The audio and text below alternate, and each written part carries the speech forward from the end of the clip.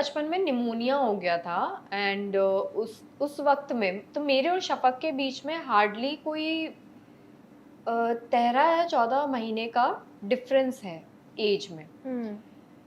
तो मम्मा बहुत वीक थी और मम्मा को भी साथ में आई डोंट नो जॉइंडिस था या निमोनिया था। तो उसमें ऐसा होता है कि mother can't feed the baby, feeding तो वैसे भी नहीं हो सकती एंड शफक की बहुत बुरी कंडीशन थी। तो शफक को क्योंकि माँ जो होती है मायके में ही जाती है, ऐसा होता है, लड़की जाती है जब बच्चा पैदा होता है। तो शफक को नानी ने बोला कि मैं रख लेती हूँ 1 महीने, क्योंकि मेरठ में उसका ट्रीटमेंट चल रहा था, उसके डॉक्टर्स मेरठ में थे and my father side is from Kota Rajasthan. और उस वक्त में ये बात है 93 की। तो उस वक्त में हमारे कम्युनिकेशंस इतने इजी नहीं थे जो आज के डेट की टेक्नोलॉजी है। हम लोगों को आने जाने के लिए भी वक्त लगता था, कनेक्ट करने के लिए वक्त लगता था। तो इंसान की जान चली जाए खुदा ना खास्ते तो क्या हो। तो वो ट्रीटमेंट आगे बढ़ाने के लिए नानी ने बोला कि इसको तुम हमारे पास छोड़ दो और तुम भी अपना ध्यान रखो, क्योंकि मम्मी भी बहुत ज़्यादा वीक थी। मैं कई बार मम्मी की फोटोज डालती हूँ तो उस वक्त में मम्मी एकदम पतली दुबली सी और मतलब बहुत वीक जब शफक हुई है उनको, और शफक भी बहुत वीक हुई थी पैदा।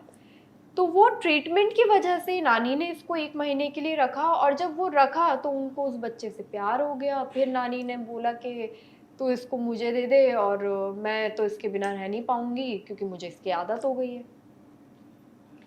तो शफक को छोड़ने का डिसीजन मम्मी ने कोई ऐसा नहीं लिया था कि अरे दूसरी बेटी हो गई तो नानी के घर छोड़ दिया और भूल गए।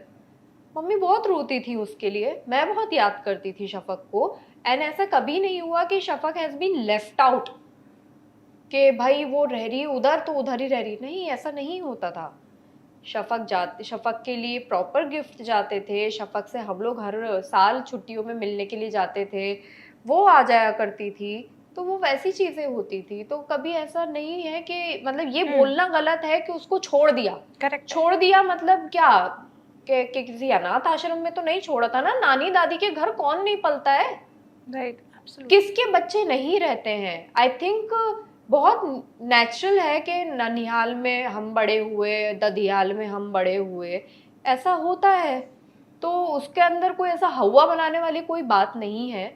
तो यही एक रीजन था और नानी ने बोला कि छोड़ दो तो मम्मी फिर चुप हो गई।